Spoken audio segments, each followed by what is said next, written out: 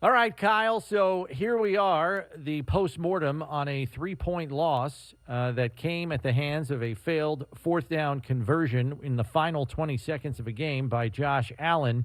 And I think it was a microcosm of the game on that play because I hate to say it, but the Bills did not win at the line of scrimmage on either side of the ball. They got physically beat by a Titans team last night. What do you think? And Josh slipped. Yeah, he did, and I think I did too, guys. I'm driving home from Buffalo right now. I was driving to the Tasker's house last night to have some of those 40 burgers that he said he was going to serve up for us last week. They sounded delicious, and in the end, it ended up being another burger that was eaten, especially by the Bills' defense. It's so bitterly disappointing.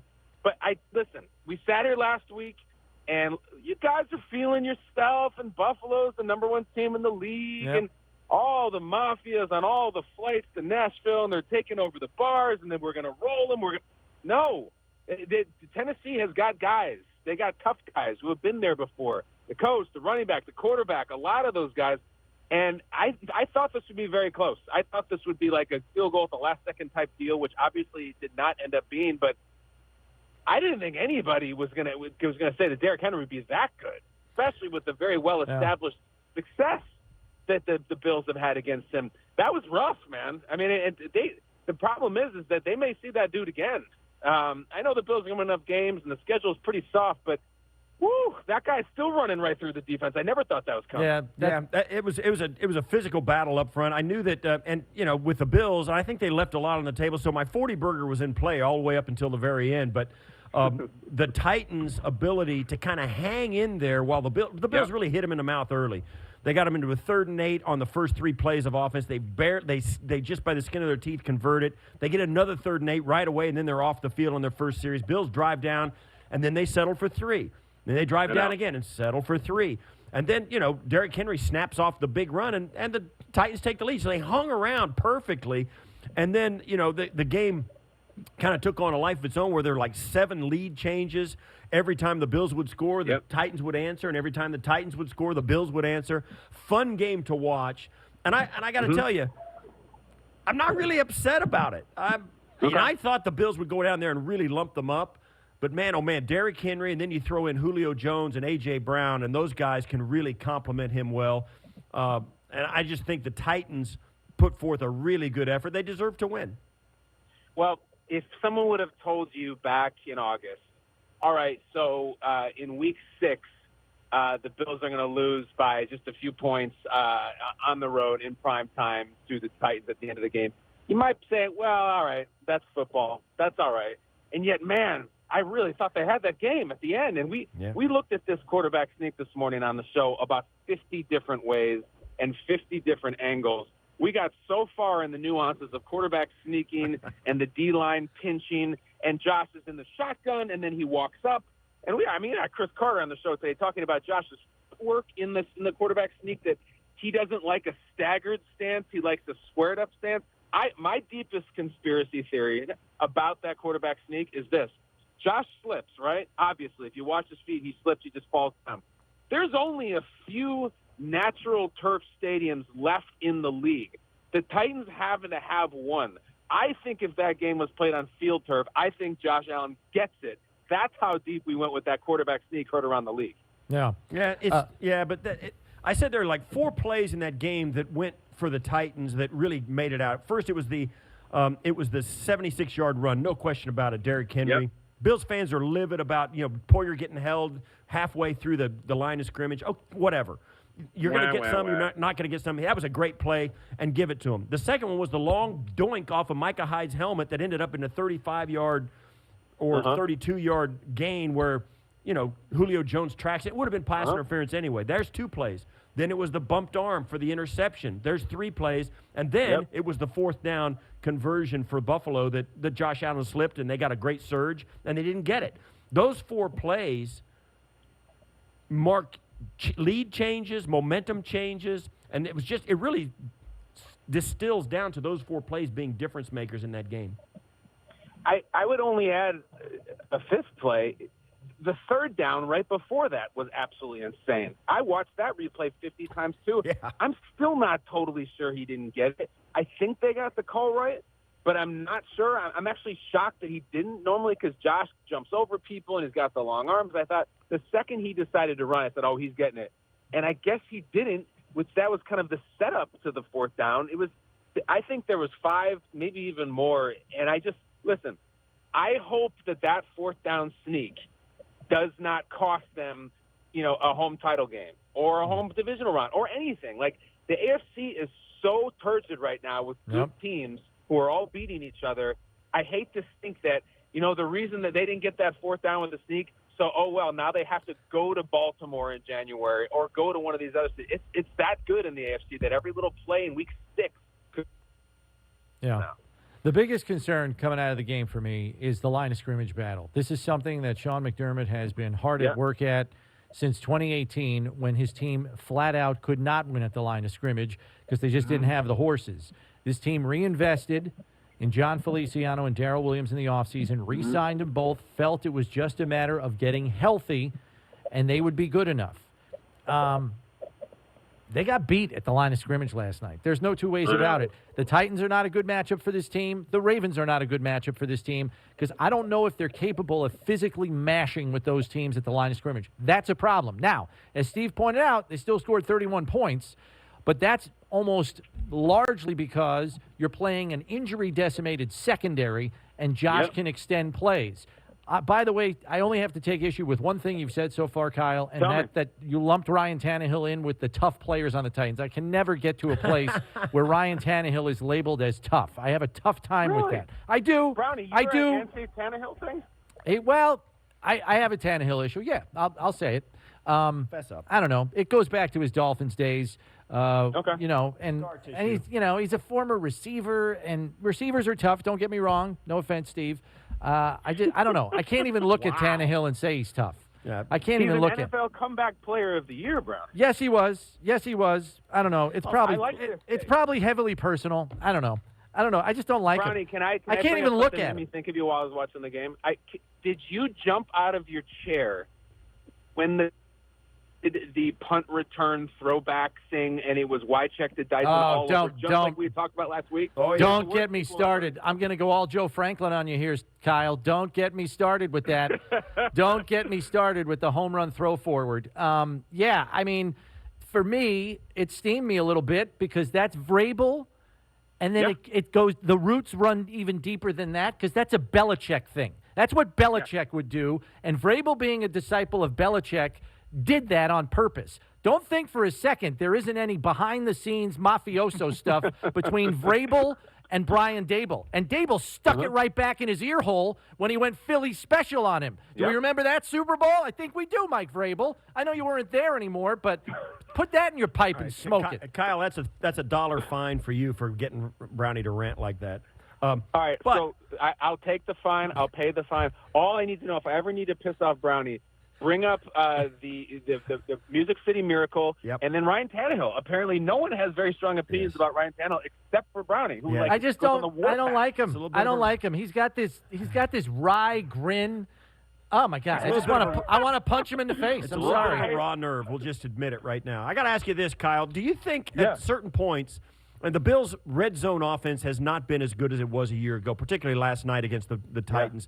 Do you think it's come down to maybe it's an indictment of Singletary and Moss that they're starting to rely more and more and more on Josh Allen, his running ability, his passing ability, and he becomes basically option one and there's no option two? I know what you're saying, and you want those guys to emerge so badly. You go into a big game, and if you could pick anybody on the Bills roster to have a monster outing, I would pick one of those running backs or both of them. And maybe the fact that we're always referring to them as those two running backs is the problem, and that there isn't one of them who's emerged. And yet it's a head-scratcher because those guys run hard. I mean, I see it all the time. Early in the game, I thought Singletary was running really hard, and at the clutch time, they don't seem to trust them. I don't know. This running thing and the defense thing, all anybody's saying this morning is, well, Derrick Henry's tough, and they got beat, and oh well. But the schedule's so easy moving forward. Let me just point out one thing. They play in a few weeks. They play the Colts. I don't know if they want that either. The Colts run the hell out of the ball. Yeah. We know what Coach Reich has going on there. And that Jonathan Taylor is coming off a monster game. Brownie, if you're concerned about them being able to mash, then that is a game to watch. Now, I think it's 4 or 5 weeks from now, but it's a bunch of these Jets and Jaguars in the meantime. Watch the Colts game if you're worried about that. You don't have to tell me about Jonathan Taylor. My son's a big Wisconsin football fan, and I saw what he did up there in college.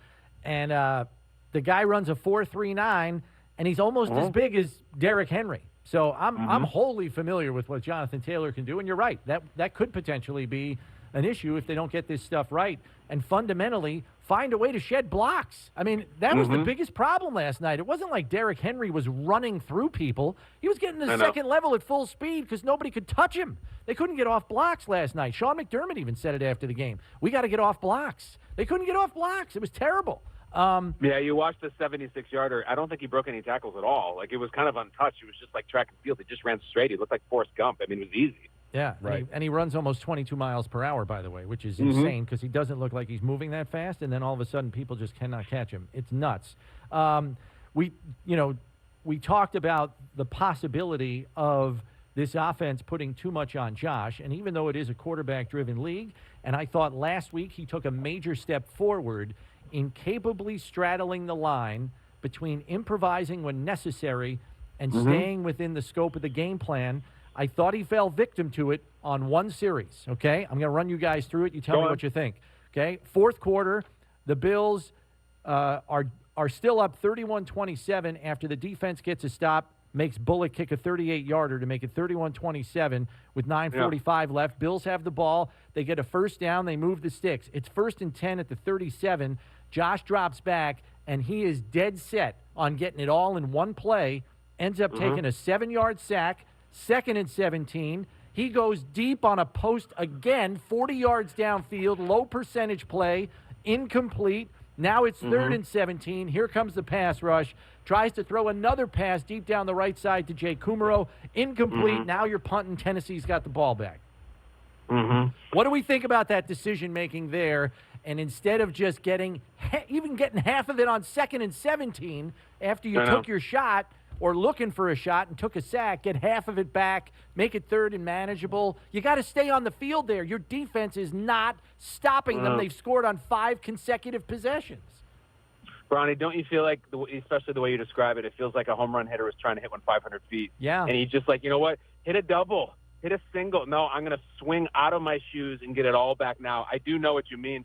And yet in all those descriptions you had, again, where's the handoff to Singletary or Moss? It's just these guys – it's like they disappear for phases, and it's just let's play hero ball with Josh Allen, and he'll throw it a country mile to Diggs or something. It doesn't always work, and I think if you rely on it too much, you can't hit a home run every single time. Well, I'll say this, and I get what both you guys are saying.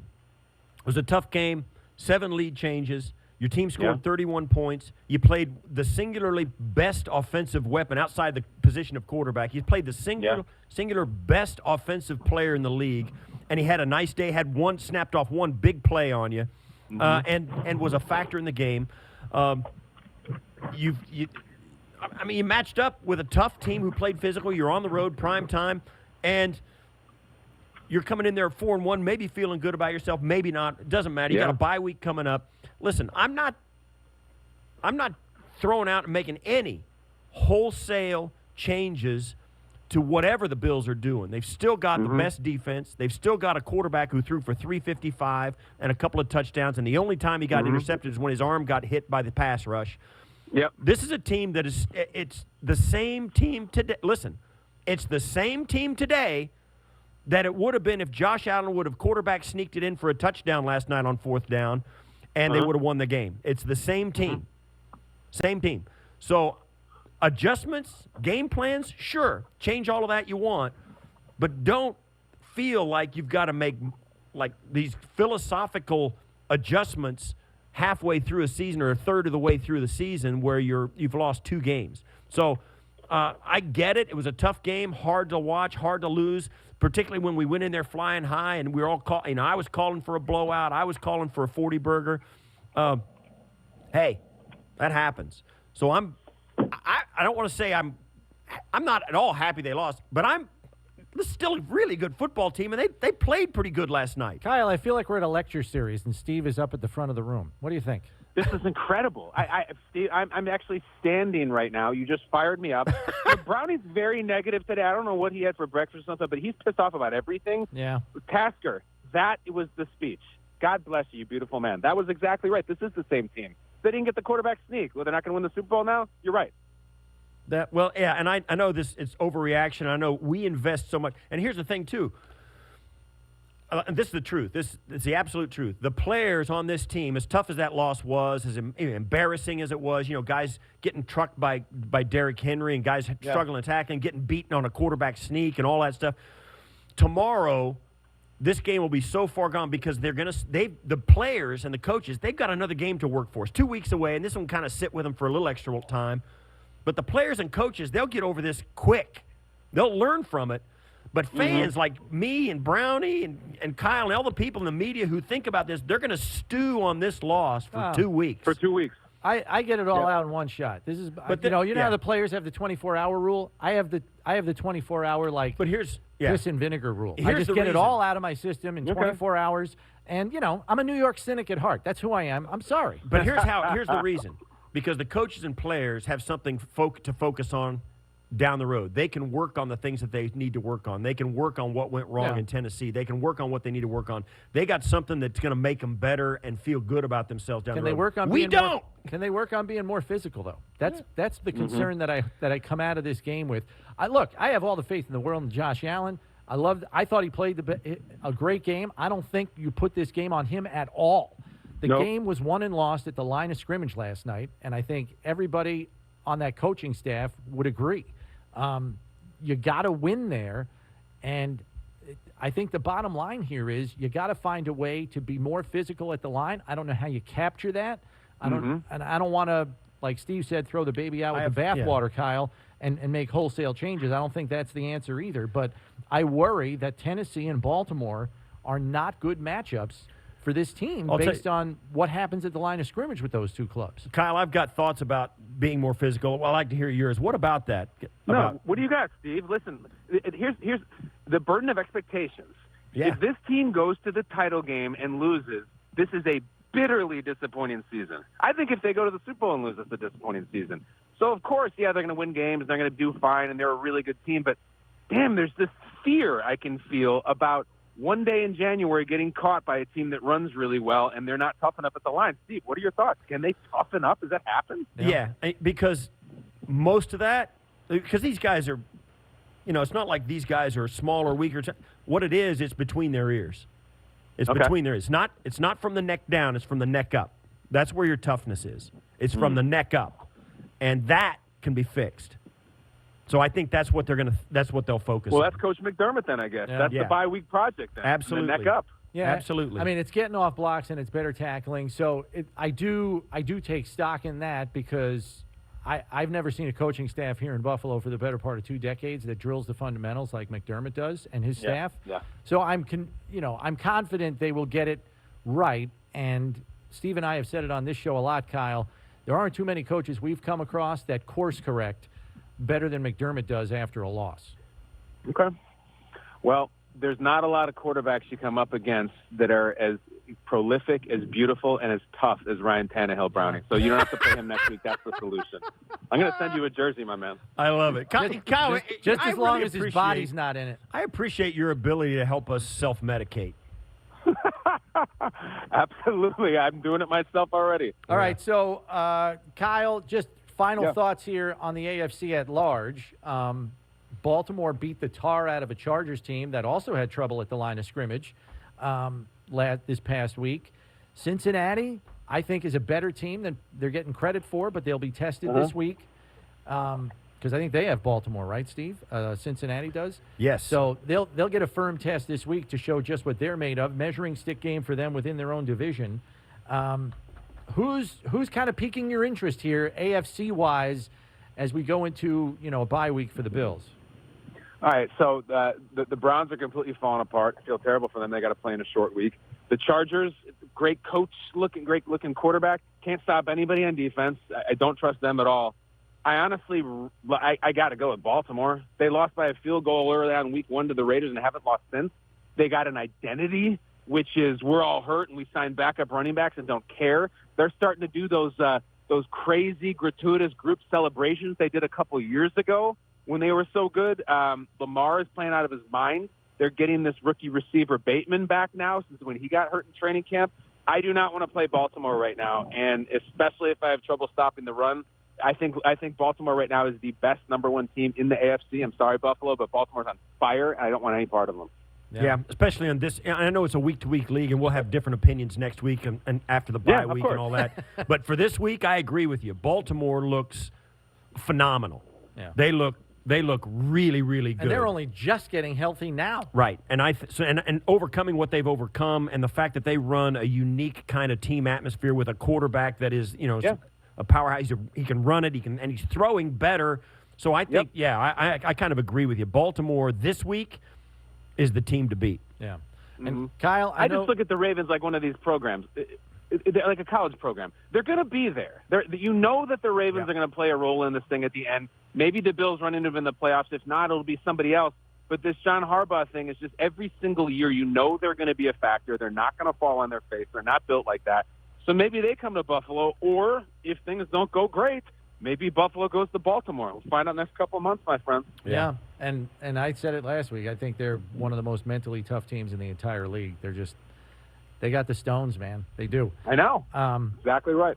Kyle, appreciate the time. As always, we'll let you go. We get a bye week. We know you never get one. You're 18 weeks. Never. You're 18 weeks straight through, baby. So rest up, and we'll catch up with you next week. I will. You guys are the best. Thank you.